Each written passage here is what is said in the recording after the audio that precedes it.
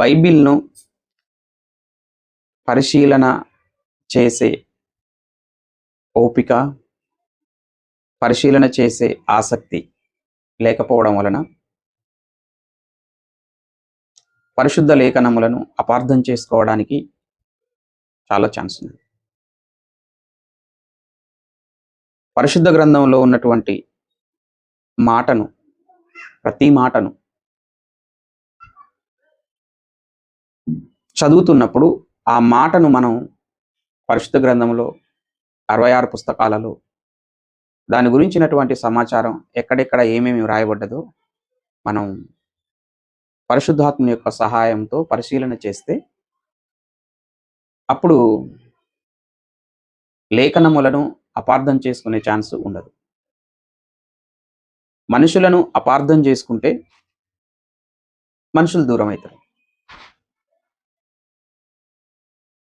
లేఖనములను అపార్థం చేసుకుంటే నిత్య జీవం దూరం అయిపోతుంది, దేవుడు దూరం అయిపోతాడు. లేఖనములో ఉన్నది దేవుని మాట. దేవుని మాట అపార్థం చేసుకుంటే దేవుడు దూరం అయిపోతాడు. మనుషులలో ఒక మాట తేడా వచ్చిందనుకో, అప్పుడు తేడా వస్తే ఏమైపోతుందంటే మనుషులు దూరం అయిపోతారు. అలాగే పరిశుద్ధ గ్రంథంలో ఉన్నటువంటి మాటలను మనం ధ్యానిస్తున్నప్పుడు, అందుకనే యెషయా ప్రవక్త తన గ్రంథంలో ఏమని రాశాడంటే, యెహోవా గ్రంథమును పరిశీలించి చదువుకొనుడి. అంటే దేవుని గ్రంథాన్ని మనం ఎలా చదవాలి అంటే పరిశీలించి చదవాలి. అంటే పరిశీలన అనేది చాలా ప్రాముఖ్యం, చాలా అవసరం. భౌతికమైన అన్ని భూసంబంధమైన వాటిలో ప్రతి దాంట్లో మనం పరిశీలన చేస్తాం. కానీ పరిశీలన చేయనిది ఎక్కడ అంటే అనవసరమైన వాటిలో పరిశీలన చేస్తాం, పరిశోధన చేస్తాం. అంటే భౌతికమైనటువంటి వీటిని పరిశీలన చేస్తాం, వీటిని పరిశోధన చేస్తాం. కానీ నిత్య జీవానికి అవసరమైనటువంటి జీవవాక్యాన్ని మాత్రం పరిశీలించం. దేవా మా కాత్రం నీకు స్తోత్రం ఆమెన్ అని చెప్పి అన్ని సర్దుకొని మడత పెట్టి మందిరంలో పక్కకేసి వెళ్ళిపోవడం జరుగుతుంది. ఏం తప్పు. అందుకే ఇప్పుడు ఒకే బైబిలు, ఒకే విశ్వాసం, ఒకే దేవుడు, ఒకే సంఘం. ఎందుకు క్రైస్తవ్యం విచ్ఛిన్నమైపోతుందంటే పరిశీలన, అవగాహన లోపం. అందుకే పరిశీలన చేయాలి. ఒక వచనాన్ని మనం ఈరోజు చూద్దాం. చూడండి, యోహాను సువార్త 7వ అధ్యాయం 14వ వచనం, 15వ వచనం మనం ఆలోచన చేద్దాం. చదవండి. సగము పండుగైనప్పుడు యేసు దేవాలయములోనికి వెళ్ళి బోధించుచుండెను. యూదులు అందుకు ఆశ్చర్యపడి చదువుకొనని ఇతనికి ఈ పాండిత్యము ఎట్లు వచ్చనని చెప్పుకొనేరు. ఇక్కడ పర్ణశాల పండుగ జరుగుతుంది. ఈ పర్ణశాల పండుగ సగం పండుగ అయిపోయినప్పుడు యేసుక్రీస్తు ప్రభువారు ఎక్కడికి వచ్చాడు? దేవాలయములోనికి వచ్చాడు. దేవాలయములోనికి వచ్చి అక్కడ ఏం చేస్తున్నాడు? దేవాలయములోనికి వచ్చి వారికి బోధ చేస్తున్నాడు. బోధ చేస్తుంటే అక్కడ ఉన్నటువంటి యూదులందరూ యేసుక్రీస్తు ప్రభుని ఏమంటున్నారు? చదువుకొనని ఇతనికి పాండిత్యము ఎట్లు వచ్చింది యూదులు అంటున్నారు. అంటే ఆ పర్ణశాల పండుగలో ఆ దేవాలయములో మరి యేసుక్రీస్తు బోధ చేస్తుంటే అక్కడ ఉన్నటువంటి యూదులు యేసు ప్రభు బోధకు ఆశ్చర్యపడి ఏమంటున్నారంటే, చదువుకొనని ఇతనికి పాండిత్యం ఎట్లు వచ్చింది? చదువుకొనని ఇతనికి అంటే దీన్ని పట్టుకొని కొంతమంది ఏమంటారంటే యేసు ప్రభుకు చదువు రాదు అని అంటారు. ఈ వచనాన్ని పట్టుకుని ఏమంటారు? యేసు ప్రభుకు చదువు రాదు. చూడండి, అక్కడ యూదులు చెప్తున్నారు కదా, ఆ బైబిల్లో రాయబడ్డది కదా. ఏమని రాయబడ్డది బైబిల్లో? యేసు ప్రభు చదువుకోలేదంట, అక్కడ ఉంది చూడండి అని అంటారు. ఈ వచనాన్ని పట్టుకొని అర్థమైందా? మీకు కావలసి ఉంటే ఇంకొక వచనం కూడా చూడండి. మత్తయి సువార్త 22వ అధ్యాయం 15వ వచనం. అప్పుడు పరిసయ్యులు వెళ్ళి మాటలలో ఆయనను చిక్కుపరచవలనని ఆలోచన చేసి, యేసు ప్రభును చిక్కుపరచవలనని ఆలోచన చేసి, బోధకుడా నీవు సత్యవంతుడవై ఉండి దేవుని మార్గము సత్యముగా బోధించుచున్నావనియు నీవు ఎవనిని లక్ష్య పెట్టవనియు మొహమాటము లేనివాడవనియు ఎరుగుదుము. మీకేమి తోచుచున్నది? కైసరుకు పన్నిచ్చుట న్యాయమా? నీకేమి తోచుచున్నది?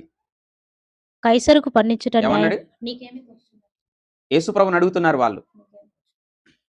వారు అక్కడ ఉన్న యూదులు యేసుప్రభుని అడుగుతున్నారు. ఏమని? నీకేమి తోచుచున్నది? కైసరుకు పన్ను ఇచ్చుట న్యాయమా కాదా అని యేసుప్రభుని అడిగారంట. అప్పుడు అక్కడ ఉన్నటువంటి హెరోదీయులతో ఏమంటున్నాడు?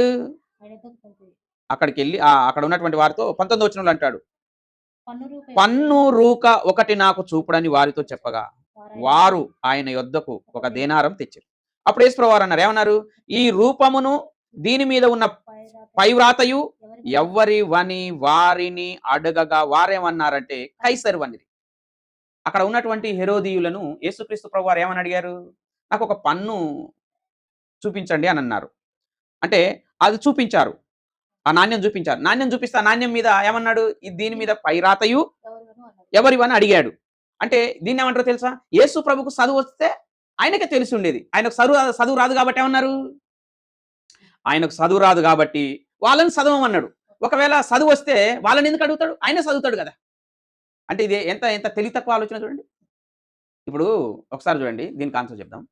ఇప్పుడు యేసుక్రీస్తు ప్రభు వారు బేతనియ గ్రామంలో లాజరు చనిపోయాడు. లాజరు చనిపోయినప్పుడు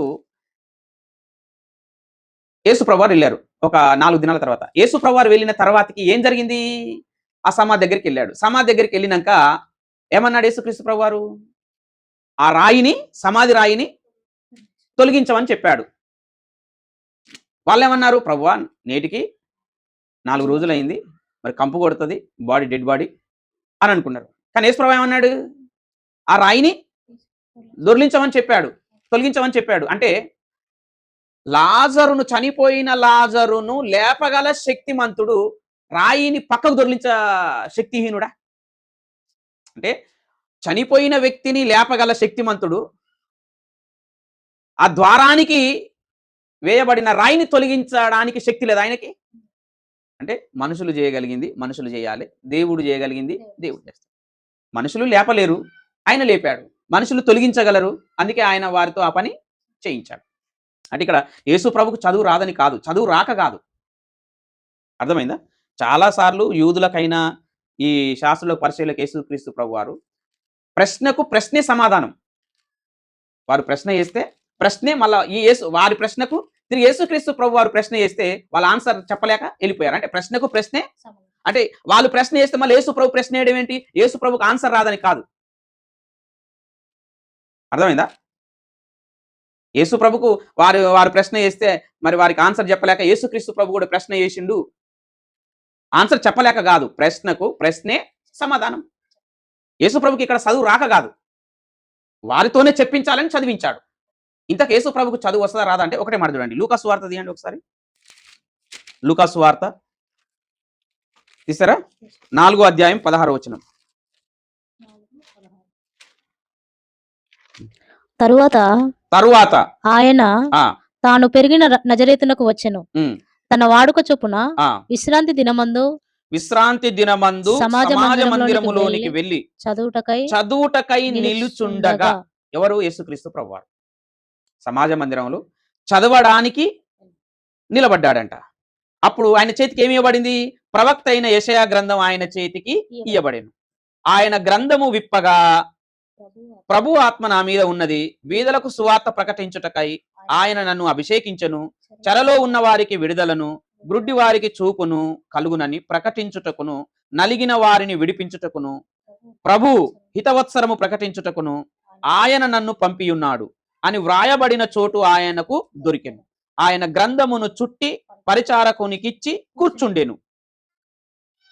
సమాజ మందిరములో ఉన్న వారందరూ ఆయనను తేరి చూడగా యేసుప్రభువారు అన్నారు, నేడు మీ వినికిడిలో ఈ లేఖనము నెరవేరినదని వారితో ఏమంది ఇక్కడ సమాజ మందిరం వాడక చొప్పున యేసుక్రీస్తు ప్రభువారు ఎక్కడ ఉన్నా అక్కడ ఉన్న సమాజ మందిరంలోనికి వెళ్ళే వాడక యూదుడు కాబట్టి ఆ సమాజ మందిరంలోనికి వెళ్ళినప్పుడు ఏంది వాక్య పఠనం చేయడానికి ఆయన లేచి నిలబడ్డాడంట. చదువుటకై నిలుచున్నాడు. చదువుటకై నిలుచున్నప్పుడు ఆయన చేతికి గ్రంథ పరిచారకుడు ఏమిచ్చాడు? ఆయన చేతికి యెషయా గ్రంథాన్ని ఇచ్చాడు. ప్రవక్త అయిన యెషయా రాసిన గ్రంథాన్ని ఇచ్చాడు. ఇస్తే ఈ వాక్య భాగం వచ్చిందంట. ఈ వాక్య భాగాన్ని చదివాడంట. చదివి 20 వచనంలో అంటాడు, గ్రంథమును చుట్టి పరిచారకునికిచ్చి కూర్చున్నాడు. తర్వాత ఏం చెప్పాడు? మీ వినికిడుల్లో ఈ వాక్యం నెరవేరిందని చెప్పాడు. అంటే యేసు ప్రభు చదివిండా చదవలేదా? చదివిండు. అంటే ఇప్పుడు యేసు ప్రభుకు మరి చదువు వచ్చా చదువు రాదా? చదువు వచ్చు కాబట్టే సమాజ మందిరంలో ఆయన చేతికి ఇవ్వబడినటువంటి యెషయా గ్రంథాన్ని గ్రంథపు చుట్టను చదివి మరలా చుట్టి పరిచారకునికిచ్చి కూర్చున్నాడు. అంటే చదివాడు. మరి ఇక్కడ యూదులు ఏమంటున్నారు? యోహాను సువార్త 7వ అధ్యాయం 14వ వచనం 15వ వచనంలో చదువు కొనని ఇతనికి పాండిత్యం ఎక్కడి నుండి వచ్చింది. అంటే ఇప్పుడు యేసు ప్రభుని ఏమంటున్నారు వాళ్ళు? ఇతనికి చదువు రాదు, చదువుకోలేదు. యేసు ప్రభు చదువుకోలేదా? మరి చదువుకోలేదు, మరి చదువు రాని మరి ఆ సమాజ మందిరంలో యెషయా గ్రంథాన్ని ఎట్లా చదువుతాడు? అంటే మరి చదువు రాదని వీరు ఎట్లా అంటారు? అంటే యూదులు అట్ని అంటారు. చదువు రాదని కాదు. ఏమన్నారు యేసుక్రీస్తు ప్రభు అని? బయల్జేబూలుకు అధిపతి అని అన్నారు.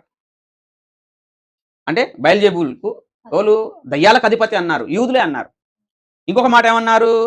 దయ్యం పట్టినవాడు అన్నారు. మార్కు సువార్తలో 6వ అధ్యాయంలో ఉంటది. మార్కు సువార్త 3వ అధ్యాయం 30వ వచనంలో ఉంటది. యూదులు ఏమన్నారు యేసు ప్రభుని? దయ్యం పట్టినవాడు అని అన్నారు. అలాగే యోహాను సువార్త 9వ అధ్యాయంలో మరి గుడ్డివాని విషయంలో వాళ్ళు యూదులందరూ ఏమంటున్నారు? ఇతడు పాపి అయిన మనుషుడు అని అన్నారు. యూదులందరూ ఎవరన్నారు? యేసు ప్రభుని అంటున్నారు. పాపి అయిన మనుషుడు అంటున్నారు. మరి యేసు ప్రభు ఏమన్నాడు దాని కాంట్రవర్సీగా? నాలో పాపం ఉన్నదని మీలో ఎవడు? యేసు ప్రభు ఆ సవాల్ చేశారు. యూదులేమో ఈ మాట అంటారు. ఏమంటారు? ఇతడు పాపి అయిన మనుషుడు అని అంటున్నారు. ఇంకో చోట ఏమంటారు? ఇతడు మోసగాడు అని అన్నారు యేసు ప్రభుని. యోహాను సువార్తలోనే ఇదే 7వ అధ్యాయంలో 12వ వచనంలో చూడండి ఒకసారి. 7వ అధ్యాయం 12వ వచనం.